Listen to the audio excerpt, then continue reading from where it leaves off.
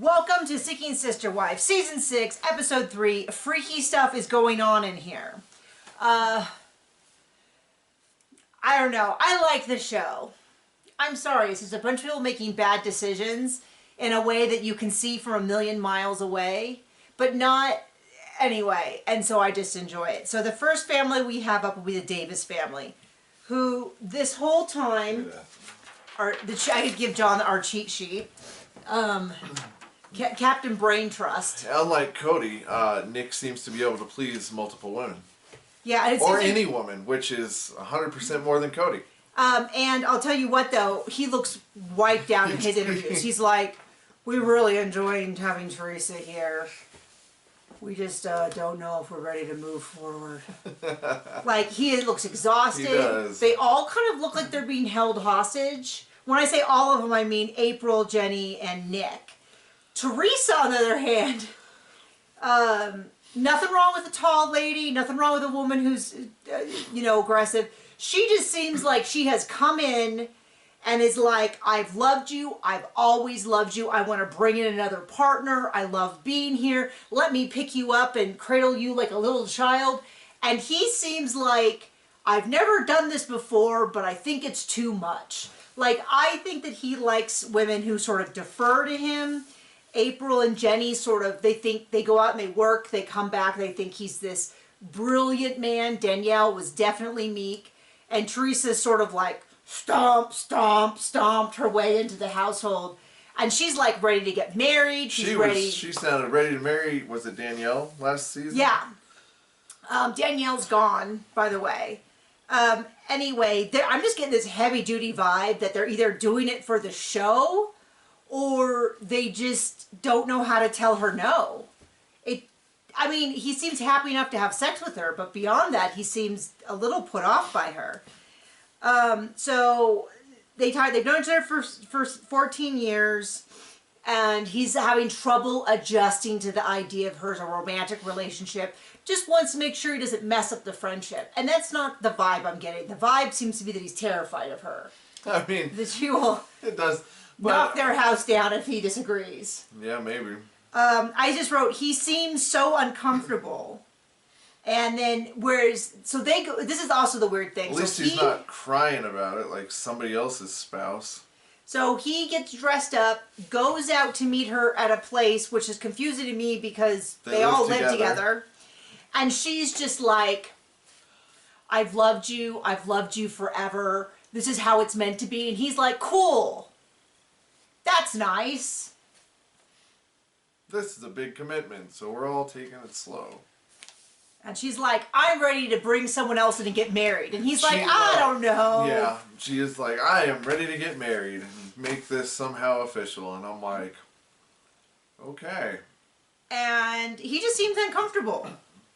And then as they leave the date, she picks him up and spins him in a circle. Nothing wrong with a taller woman, but it does sort of feel like symbolic of their relationship, which is she has just picked him up and carried him off, and he's a little like, hey, I don't know if I want this, but I don't know how to express that because my entire personality is that I want a million wives. And then I'm sexually voracious, but frankly, I'm a little tired. Like, that's kind of how I picture him, is like, ew.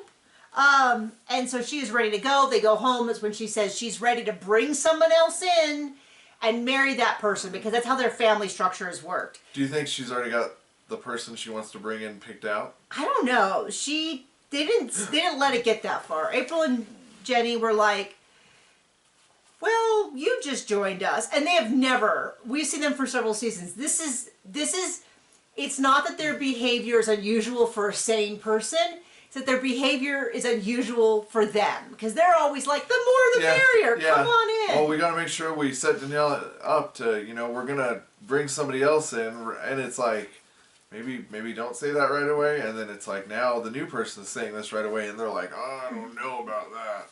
And so, it's like, yeah, little switcheroony. So April and Jenny go to bed. The remaining two go out, do the hot tub. He still seems very much like, yeah, I'll do it, but sort of under duress. And so they go up to the boom boom room, and that's sort of how we leave them. And they play charades. they play charades. Next up are the Merrifields, Garrick, Danielle, and Lorena, who I would feel bad for Danielle if we had not watched. I did feel bad for Danielle, and now I the don't. first season. But now we're on girl 7 or 8, and so it's a little bit of like, hey girl, it's not getting any easier. None of this is a surprise. Why are you still even pretending that you want this when every time this happens, literally every single time they go on vacation and she's like, what do you mean you're not going to stay in my room? And then she's crying to the producers. She's crying with Natalia every single time this happens. So it's a little bit like, I don't know what you were expecting, but if you were expecting her to pick up her stuff and move it out of the morning after they arrive, like, you could have done this a while ago. And of course the setup is so gross because he's going to have sex every night in that bed, and then she's like, we got to change the sheets every single night. And it's like, just give the girls 2 rooms and have him move back and forth. Everyone knows it's a better setup. Have you seen this nerd? I know. I don't know what. I mean, it feels like too good of a word to call him. He is something else. Well, then they show the same conversation he had last week. With a few more sentences cut into the edit. But otherwise it's the same conversation where he's like, well, I called the only guy who does prenups in the state of Colorado. That's not what he said. Not what he said. He's like, I called this lawyer like 4 or 5 times. And he didn't return my phone call. Hey, dummy. And what I'm guessing is, there are more than 1 lawyers in the state of Colorado. And yeah, and then he's like, so then I got a more generic lawyer. Well, it turns out he just went online and got like probably LegalZoom. And because they're like, well, did you fill it out? And he's like, well, there's spots to fill stuff out. And they're like, you got to protect the business, Danielle, who he doesn't care about, your kids, and your young daughter. And if anybody had a few brain cells to rub together, that brother-in-law at this point could just sign it all in my name. And then he could not only be done with Garrick and his wife, who is his sister, but also any wives they bring in. Boom, done, cut out, bye. I do like the sister-in-law talking about how Garrick and Danielle cry all the time. And I'm like, can we just have like... Or talk about gross sex, spiritual stuff that's so weird. What if she does that with her sister-in-law? But I could have listened to that sister-in-law talk about making fun of them forever. But yeah, so then she has to move her stuff, her being Danielle, move her stuff out of the shared closet upstairs. And stuff that could have been done a month ago. Well, I mean... a week ago. 2 days ago. Well, I don't understand why both women would split their stuff between upstairs and downstairs. Well, how else as opposed to cry for the camera? As opposed to any other setup where all your stuff could be together and you weren't constantly running up and downstairs. I mean, I say this a million times, but it's true, which is I've yet to see one of these guys who I think deserves 1 wife, let alone 3 or 4 or whatever they're dreaming of. In every case, it's always the weirdest, most cringy, low-value man. It's not like some dude who's like, well, I make 7 figures a year, I'm an international model, and, have any redeeming features about myself that wants a second wife. It's always like some horrible knockoff of a dude who's like, you're like, man, you were lucky to get a wife. I've been unemployed and I fight dogs. Yeah. Like, whoa. My breath smells like feet. You could be on this show. Okay, so next is the Peraltas, Danny and Yesel. She comes back to talk to him about her boundaries. Speaking of low value. And this is where the whole thing falls apart. Didn't they originally say that it was Danny's idea, which we never believed anyway? This time they said it was mutual, which by the way is code for his idea. Yeah. That he tells everyone was her idea. You see, he went to see Garrick in Colorado and said, drop your pants, I need to ask God a question. Oh, stop it. Gross me out so much every time you make that joke. Everyone loves your jokes, but for me it's like... Hey, I am forced to watch this. Against my will. You're taking hostages while you do so. So this is the thing. She wants him to have a sister wife, but not a sister wife. She wants someone to help her take care of her kids, a maid while she's gone, and then he gets to bang her, but she doesn't want it to be a partner to her husband. Now, I'm split And because the new person cannot have kids with him. that's the big one. And they're like, was that fair? And here's the deal. They're correct. It is not fair for her to ask that they bring in a partner who can't be a partner. You know what else is not fair? But you know what is fair? Saying, I joined a monogamous partnership and I want to keep the benefits of the monogamous partnership. And if that means, so like if he cared, he'd be like, okay, well, if the new partner can't have kids with me, then maybe we shouldn't have one. If it was her idea all along, then that would be a bargaining chip. But the truth is, he knows it's not her idea. And if he was to say, you know what, if that's the case, I don't feel like it'd be fair for whoever I bring into the house, so I prefer not to bring someone into the house, that would be a bargain for her to be like, no, I really want someone else in the house, okay, I'll relent. But he knows that if he said that, she'd be like, okay, no new partner. But yeah, I mean, and if we're being fair, she could just have another partner that's a man. Yeah, they're always like, oh, that's such a gross idea. Ooh. And it's like, yeah. I mean, at least the people who are religious about it are skewing religious texts to make it allowed. Or I guess, I don't know every religious text, so there's probably some that are. But the idea is that anyone who's like, well, it's so I have better connections. It's like, okay, well then I want better connections. I mean, I'm saying that if you went and wanted a second partner, I would certainly be like, well then I want someone who I'm the main priority for. Right. And then, yeah, but then what ends up happening is then that person feels unbalanced, and so they get another partner, and then that person feels unbalanced, and they get another partner, and next thing you know, you're in a 24-person polycule with a group calendar, which sounds like my nightmare, because you know what I hate? Administrative paperwork. No, thank you. So I guess that ruins our chance at being in a polycule, John. I don't think God has enough sperm to cover us all. Oh gosh, John.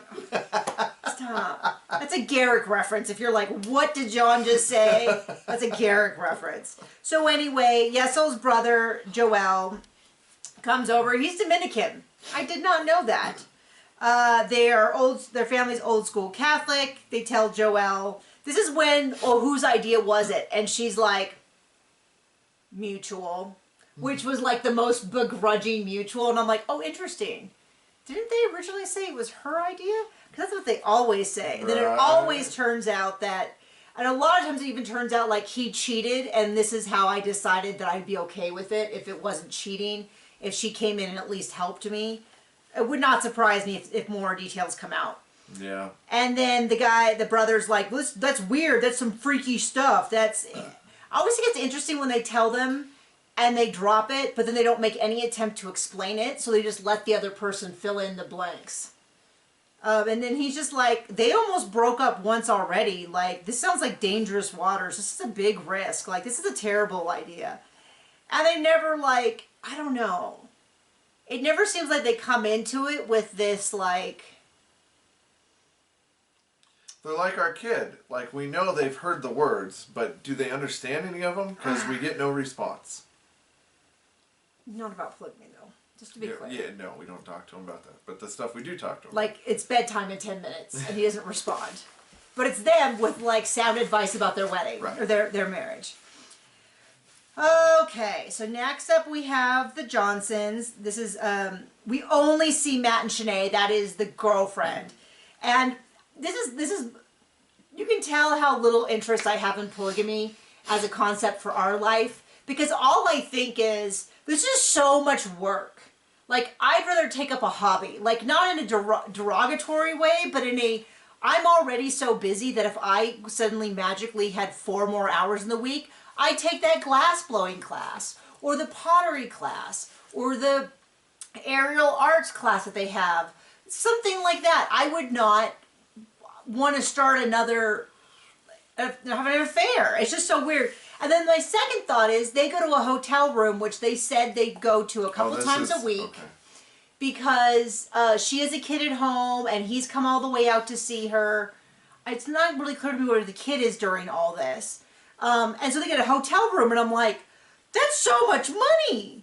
A hotel room, I mean, it did not look like a by-the-hour hotel to me. It looked like a normal hotel that you would normally get a full night's something in, not sleep. But all I was thinking is that's hundreds of dollars a week.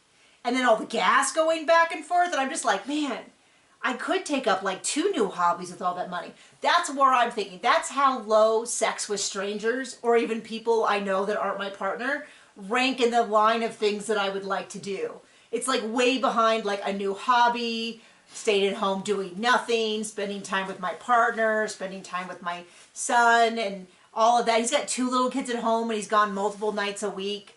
I don't know. The whole thing just seems like a lot of work and a lot of energy for not a whole lot of benefit. Just saying. So they have a discussion. He's like, let's have sex, which is ridiculous because the camera crew's with him. They're not going to have sex with the camera crew in the room. Yeah, they're going to wait till they at least get out the door. Maybe. And so she's just like, I need more. And he's like, well, I already have a wife and kids at home, which you would think would be the argument for why maybe polygamy is not a great idea. But what do I know? And then she's like, yeah, but I need more. And so they talk about like maybe moving closer to each other or this or that, but it didn't really sound like an idea that had much lift to it. And eventually she's like, well, if you want, you know, you can give me a back rub. And he's like, a naked back rub. And I'm like, oh gosh. I wonder what's on his mind. Yeah, they're like, it's all about the connection, the meaningful, and it's just like, oh, you just want sex. And it's just like, I don't know. Anyway, sorry, I have things in my head. So anyway, so we see in the sneak preview that she's going to come over and talk to all of them the next day. And it sounds like she's going to say, well, then why can't I date some other people too? I don't know. I just kind of go, is he that great? Is he that great? Why not just be like, Matt, I'm going to move on to someone who lives in my area. Yeah. Comes over to my house. Doesn't have a wife. Doesn't have to rush home to his wife and kids. He's like, well, you have a kid too. And it's like, yeah, but the difference is she's probably considering building a life with someone where your families would come together and you'd all spend time together, not where you would, at best case, be there half the time. You know what I mean? So anyway, that is the episode. That is what is going on. And we will see you next week. Bye!